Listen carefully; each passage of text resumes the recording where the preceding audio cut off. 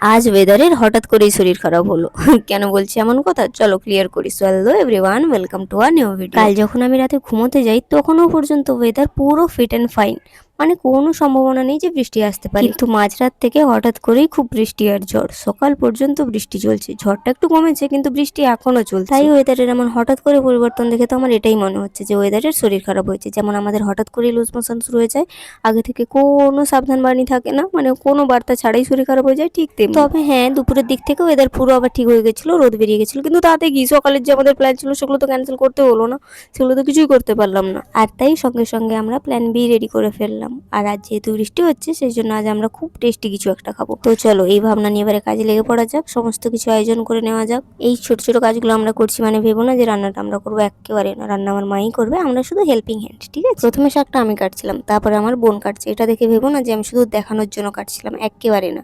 আসলে শাকটা খুব তাড়াতাড়ি দরকার ছিল, আর আমি খুব স্পিডে কাজ করি, পুরো কচ্ছপের গতিতে। তাই দায়িত্বটা এখন আমার বোন নিয়ে নিল। দেখো আমাদের বাড়িতে কত সজনে ডাঁটা আছে, আমাদের বাড়িতে কিন্তু একটাও গাছ নেই, কিন্তু তবুও দেখো কত ডাঁটা।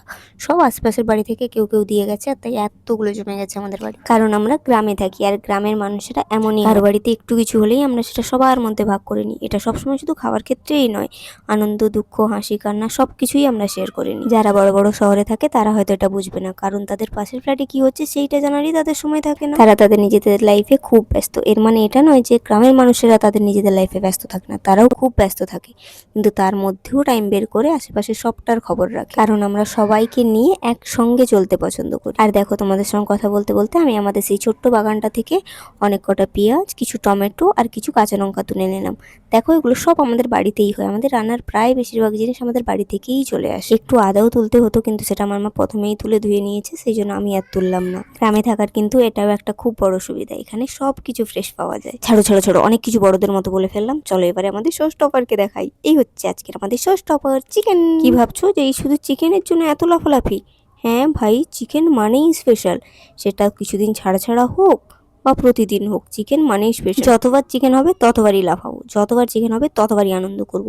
ভাই চিকেন মানেই আনন্দ, চিকেন মানে একটা ইমোশন, ঠিক আছে। চিকেন যদি দিনে 4 বার হয় না, আমি সেই 4 বারই সেই একই রিয়াকশন দেবো, সেই এতটাই আনন্দ পাবো। আর এই পার্টটা মানে যখন কষানোটা হয়ে যায় আর মা 2 পিস বের করে বলে চেখে বল তো সবকিছু ঠিকঠাক আছে নাকি, হায় হায় হায় হায়, এই যে একটা পার্ট, উফ, এই কথাটার জন্য যে আমি কতক্ষণ অপেক্ষা করি।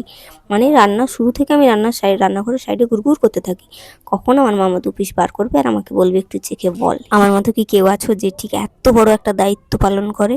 আমি সত্যি বলছি এই একটাই দায়িত্ব খুব গুরুত্বপূর্ণ সহকারে পালন করি। তো বাস আজকের মতো আমাদের প্ল্যান বি সাকসেসফুল। তো আজকের জন্য বাস এইটুকুই, দেখা হচ্ছে পর কোনো ভিডিওতে। Bye bye.